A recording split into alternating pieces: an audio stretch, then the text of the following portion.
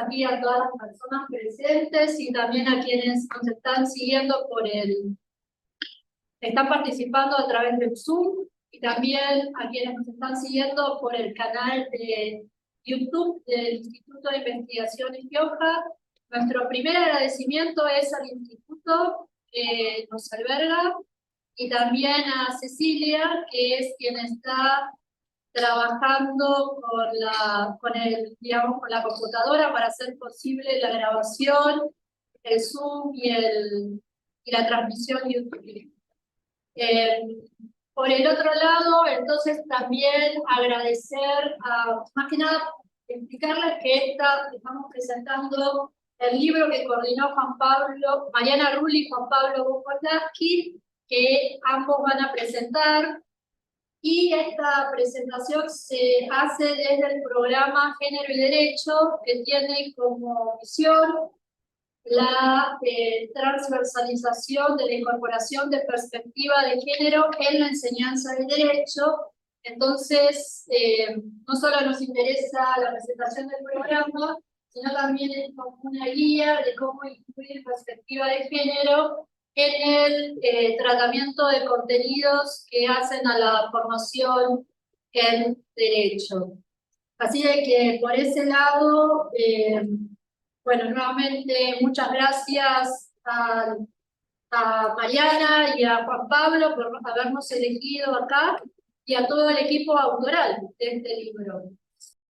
Bueno, gracias, Vero. Y ahora nos quedan entonces dos personas del Instituto de Investigaciones, Javier y Martín. Javier, vos, si querés. ¿Sí? Ok, entonces, bueno, Javier es abogado por la Universidad de Buenos Aires, tiene su maestría en Derecho Internacional Público y también es doctor en Derecho por la Universidad de Buenos Aires, especialista en todo lo que es derecho a agua, ¿no? Es tu tema de doctorado, pero después, obviamente, seguiste en otros temas. Javier ha sido consultor, asesor de varios organismos internacionales, pero entre otros quisiera destacar que Javier formó parte, e incluso fue vicepresidente de la Comisión de Auditoría Internacional de Tratados de Inversiones y del Sistema de Arbitraje, la muy conocida CAITISA, de la República de Ecuador, durante los años 2013 y 2014, cuando Ecuador decidió hacer un arqueo, ¿no?, de toda la deuda pública y de los tratados que la obligaban. Así que, por ese lado, digamos, algo bien, también relacionado con el tema que nos convoca, en algún sentido. Y también son profesor de Derecho Internacional Público en la casa, pero también de obligaciones en la UADE, ¿no? Y también, ya no. Exacto, es investigador en el CONICET. Claro, si no te compartes. Así. Atrapados. Sí, bueno, entonces muchas gracias y tenés la palabra. No, bueno, muchas gracias por la invitación. Muchas gracias también por la posibilidad de poder hacer estos comentarios. La verdad, o sea, a mí me llamó poder comentar el capítulo 5, que es sobre estándares jurídicos, sobre deuda y derechos de las mujeres, escrito por Juan Pablo Bukowski y Julieta Rossi. Justamente. Me gustaría por ahí hacer, no sé, resaltar un poco 4 o 5 ideas que surgieron del capítulo, pero que también, o sea, un poco lo que decía Verónica recién, se entrecruza con material de otro tipo de capítulo, ¿sí? O sea, por ende, una de las cosas que podemos llegar más allá de que cada uno leyó algún capítulo determinado, una de las cosas que me parece que inicialmente se puede concluir es que todo va decantando, todo el material del libro decanta más o menos en algunas ideas comunes que son transversales en el libro. Y también por ahí me gustaría hacer un par de, más allá de los comentarios específicos del capítulo, algunas apreciaciones así a modo de intercambio, porque somos varios los que nos dedicamos a Estos temas son temas aledaños. Además de lo que Laura mencionaba recién en cuanto a pertenencias institucionales, yo soy miembro de una organización social que es ATAC. ATAC en Argentina. ATAC es una red global que nació a fines de los 90 en Francia, pero que se constituyó a partir de cuestiones económicas y financieras en el marco de la globalización. Yo me integro en plena crisis del 2001-2002 acá en Argentina, y me empecé a vincular en todo lo que era seguimiento de los tratados de libre comercio y los tratados de protección de inversiones, pero si bien no soy específico en materia de seguimiento de deuda, compañeros de la organización que sí están más abocados a eso, sí formamos parte de otra red, que es el CADT, el Comité por la Eliminación de la Deuda de los Países del Tercer Mundo. Así que, cuando hablamos de organizaciones sin nombres que saltan acá, como la SEC, Amnesty, ASIC, son nombres más o menos familiares, porque seguimos estos temas y a raíz de eso también nos causa la misma preocupación. En ese sentido, digamos, y dicho todo esto, una de las primeras ideas que surge del capítulo, pero también entiendo que atraviesa todo el libro, es, bien lo mencionaba Juan Pablo al principio de la introducción, es bastante provocador en cuanto a que no existe. Juan Pablo habla de una vacancia en cuanto a la orientación de las cuestiones financieras y las cuestiones de género, ¿sí? Pero particularmente, hay cuestiones más particulares y más generales. El libro, el capítulo, que comento en particular, pero entiendo que el libro también, lo que hace es entrecruzar dos grandes ideas generales, que son las políticas públicas en materia económica y los derechos humanos. Esas son las dos grandes ideas generales, pero en particular dentro de esas dos grandes ideas generales, lo que hacen es un entrecruzamiento más específico en lo que tiene que ver con la gestión de la deuda pública y la perspectiva de género. Ese es el específico dentro de las dos grandes ramas, ¿sí? Y en ese sentido, el compañero hace un ratito, cuando hablamos de derechos económicos, sociales y culturales, ¿sí?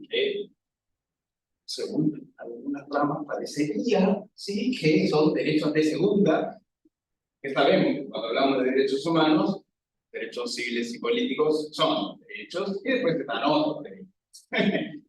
Y por más de que es cierto que legalmente, en cuanto a su legalidad, su legitimidad, su rango, en cuanto a la formalidad, poseen exactamente los mismos estándares, exactamente el mismo nivel, todo lo que tiene que ver con los DSCA, se dice ahora, ¿sí?, los derechos económicos, sociales, culturales y ambientales, en sí mismos dependen de la disponibilidad de los recursos, ¿sí?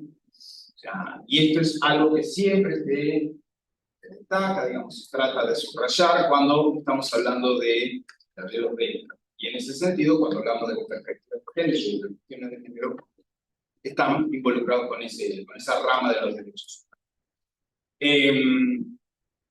Lo interesante del capítulo es precisamente que destaca que la cuestión de la deuda pública y la gestión de la deuda pública lo que hace es afectar la disponibilidad de esos recursos.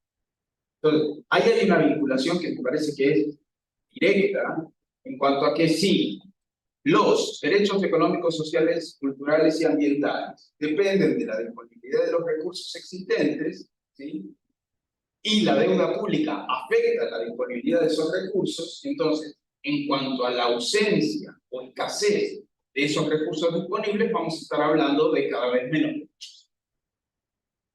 Esa es la conclusión, digamos, y que eso claramente atenta contra la generalidad de los principios en materia de derechos humanos y el derecho en general, la progresividad de los derechos, la no regresividad, principios que son elementales en cuanto a la... Pero, más allá de esta vinculación, macro, si se quiere, lo que se destaca también es que no cualquiera se ve afectado de la misma manera en cuanto a la libre disponibilidad, la escasez de los recursos disponibles, recursos financieros, para poder garantizar los derechos, ¿sí? sino que son las poblaciones más vulnerables, los que son más afectados por la escasez de esos recursos. Y en ese sentido es donde el colectivo de mujeres entra en el paquete, ¿sí? O sea, ahí hay una cuestión en general. ¿Por qué? Porque si hay algo en términos generales, yo muchas veces trato de, o sea, de hacer foco y de mencionar, es que lo hago, o sea, permítame la comparación, pero lo menciono siempre con el tema de los pobres, ¿sí? Me parece que la alusión en cuanto a las mujeres puede ser también. Los pobres sirven para algo, y sirven para financiar, o sea, la existencia de los pobres. Porque sería fácil, y se habla siempre, ¿sí? Incluso en la derecha siempre hablan en cuanto a la eliminación de la pobreza, ¿sí? Pero la eliminación de la pobreza no es una cuestión de igualar derechos, del ascenso social, ¿sí? Entonces, ¿de qué se trata la eliminación de la pobreza? No vamos a decir, obviamente, que tenemos que borrar del mapa, ¿no? O sea, no es así. Pero entonces, ¿en cuánto va la eliminación de la pobreza? ¿De qué va eso? Los pobres existen porque financian algo. Ahora, si los pobres financian algo, los pobres son pobres porque no tienen nada, porque tienen poco. ¿Cómo es que financian? Con su propia precarización, la precarización de su propia existencia, ¿sí? Con ser cada vez más pobres, con entregar cada vez más derechos. Y en ese sentido, los pobres comparten con el colectivo de mujeres la situación de mayor precariedad. O sea, el colectivo de mujeres, ¿sí? O sea, en cuanto a la ejecución de la violencia de género, ese tipo de cuestiones, la violencia de género puede verse en multiplicidad de factores, no solamente en la violencia explícita, ¿sí? Y creo que este capítulo también y el libro en realidad rescata un poco esta violencia sofisticada, violencia financiera, es una forma más sofisticada dentro de las violencias existentes en cuanto a los rangos más precarizados de la población, ¿sí? Y ahí es donde están las cuestiones que involucran a la población. Entonces, en ese sentido, ahí está la cuestión que tiene que ver con, y esto sería ya una, creo que tercera idea, respecto de que la afectación del fisco, ¿sí? Porque es lo que tiene que financiar a los derechos culturales y ambientales y a dar garantías a los derechos humanos. La afectación de este fisco involucra también afectación en cuanto a no solamente derechos, sino la violación respecto de las obligaciones que los Estados tienen.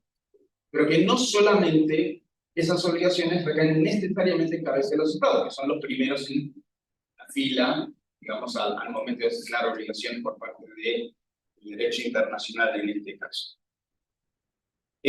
Sino que lo que destacan los autores es que existen obligaciones en materia de derechos humanos, y en particular respecto a la perspectiva de género, hacia los estados, hacia los financiadores, ¿sí? Los acreedores de la deuda, y hacia los organismos multilaterales.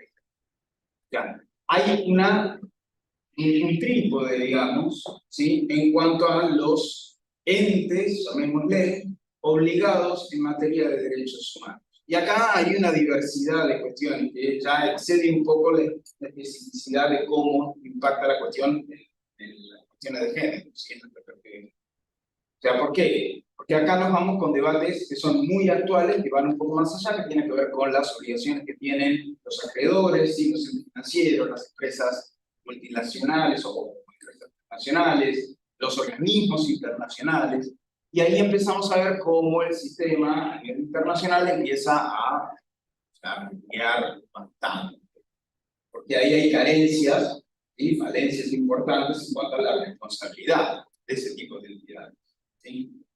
Y yo creo que el capítulo trata de hacer un esfuerzo por buscar en materia de la identificación de cuáles son los derechos y cuáles son las obligaciones, precisamente asignar a cada quien cuáles son, qué le caben, digamos, a estados, a acreedores, etc. El capítulo hace un recuento de fuentes, ¿sí? De fuentes jurídicas para identificar este tipo de obligaciones. Destaca, por ejemplo, Otro, cuestiones de obligaciones en materia de derechos humanos que son más amplias, en cuanto a, por ejemplo, el principio de no discriminación, o sea, el respeto a los derechos humanos sin discriminar por absolutamente nada, incluyendo sexo, cuestiones de género, etc. Y también la cuestión que tiene que ver con o sea, el grado de efectividad que tienen estas obligaciones y no son obligaciones programáticas, sino que son de inmediato cumplimiento. Ahora, cuando se habla del aumento de la deuda privada, ¿sí? La deuda privada individual, y acá también se refleja un poco la vulnerabilidad de las mujeres, las más endeudadas individualmente resultan las mujeres por su situación de precariedad. Entonces son la porción de la población más expuesta cuando se habla de un aumento de la deuda privada o cuando se habla de un incremento de la deuda en general. Esto hace y voy cerrando con los últimos dos comentarios, las últimas dos grandes citas. Lo que se mencionaba, creo que al inicio, respecto de la sostenibilidad y sustentabilidad de la deuda, ¿sí? O sea, que es muy cierto que cuando se habla de que una deuda tiene que ser, o sea, la deuda pública tiene que ser sustentable, perdón, sostenible, ¿sí? Se evidencia un poco en la capacidad de repago. Y no sé qué cierran los números. Pero no se habla en materia de qué cosas hay que ajustar para que los números cierren. Y ahí entra lo que se discute en el capítulo respecto de la sustentabilidad. O sea, que no se tienen que regalar, ¿sí? No se tienen que entregar los derechos humanos, ¿sí? No son variables de ajuste para garantizar el repago de la deuda pública.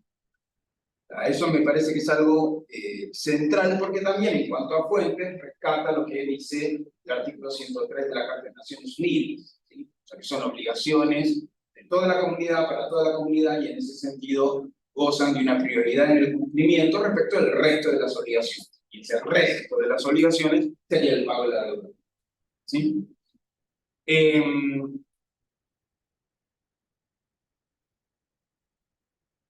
¿Y qué más?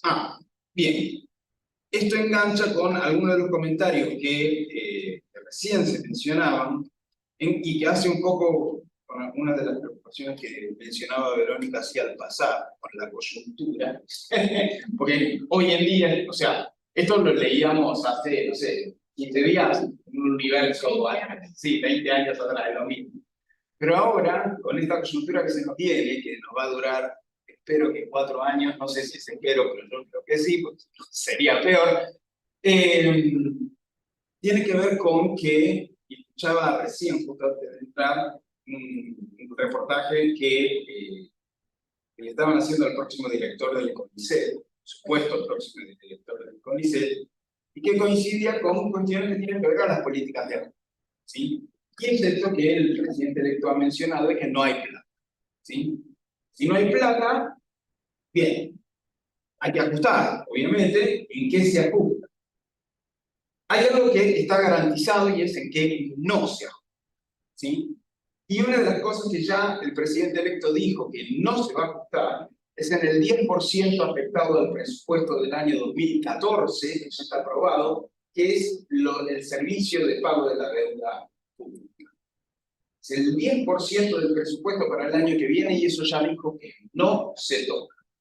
Hay que ajustar el gasto público, pero no es gasto. Entonces hay una cuestión de selectividad, me encantaría decir notoria, pero yo creo que estamos bastante acostumbrados a esta selectividad en cuanto a qué cosas tocar y qué cosas no, y que tiene que ver con la defensa de intereses concretos. Y en este marco, las poblaciones más vulnerables no son las cosas más graves, más urgentes, que el Estado o el gobierno en particular están abocados a querer solucionar en el inmediato. Así que, nada, como siempre, generalmente soy portador de malas noticias. Esto no es novedad en este caso, pero nos llama también a hacer una construcción cada vez más grande, cada vez más fuerte. Yo creo que este libro hace una cosa importante en ese sentido, como para fortalecer los derechos de la lucha. Bueno, muchas gracias. Tenemos 2 intervenciones, si ustedes quieren, si no, ¿no? No, por ahí a mí, yo coincido con algunas preocupaciones con las que vengo arrastrando desde hace repito, o sea, ¿qué pasa cuando, a ver, si hay algo que por ahí aprendemos en la facultad, cuando entramos en abogacía, es qué pasa cuando, primero que hay leyes, ¿sí? Y después qué pasa cuando las leyes no se cumplen. Eso es digamos, lo que nos quita el sueño a los abogados al momento de armar un contrato. O sea, ¿qué pasa si todas estas cláusulas, o sea, algún tipo de mecanismo que nosotros lo traducimos como un mecanismo de responsabilidad? Pero que después, cuando empezamos a hablar sobre estos temas, vemos que para ciertas áreas, o sea, ciertos temas, ciertos actores, ese mecanismo de responsabilidad no existe. La obligación consecuente, digamos, la obligación secundaria, no está. Yo creo que existen hoy en día negociaciones y conversaciones, son muy actuales en materia de derecho internacional, pero que tocan fibras muy delicadas, digamos, de actores realmente muy poderosos que son los que motorizan este tipo de mecanismos de financiamiento. Bienvenida sea la discusión, enhorabuena, pero nada, o sea, ahí me parece que sí hay una necesidad por parte de la academia, no desde la academia, exactamente, pero una necesidad para que la academia, las organizaciones de la sociedad civil, digamos, la opinión pública en general, presione para el camino correcto. ¿Sí? Porque si no seguimos como funcionan ustedes. O sea, sigue igual y no vemos. Es cierto que por ahí con el mejor de los gobiernos, o sea, las cosas por ahí no tienen un margen de maniobra demasiado distinto, porque precisamente esos márgenes de maniobra están cada vez más globalizados, y esa globalización, o sea, ya desde hace rato, no es que me da la impresión ahora, restringen esos márgenes. O sea, y hay cosas que están muy edulcorantemente conceptualizadas, o sea, la idea de la autonomía del Banco Central, o sea, para que las cuestiones de política económica no sean materia tocable por un cambio de gobierno, o que se decidan en otro lugar más allá de la decisión política de la gente en un sistema democrático. No estoy hablando de cosas demasiado revolucionarias, simplemente que la gente tenga la posibilidad de votar qué corcho quiere de su vida. O sea, es eso. Nada, me preocupa cada vez más esta cuestión o sea, de la falencia, de cómo el derecho puede cubrir las cuestiones de responsabilidad al momento de cumplir los estándares, pero también de la responsabilidad de qué pasa cuando no se cumplen y a quiénes responsabilizamos. O sea, esta cuestión de fiscalización de los derechos, que me parece que puede ser, digamos, como mecanismo, digamos, de marcar la cancha, también incluso un mecanismo técnico de denuncia política, o sea, de exponer o sea, esta maquinaria internacional, si se quiere, o sea, de funcionamiento del capitalismo financiero global. Me parece que eso puede ser un camino útil como para correr un poco el velo.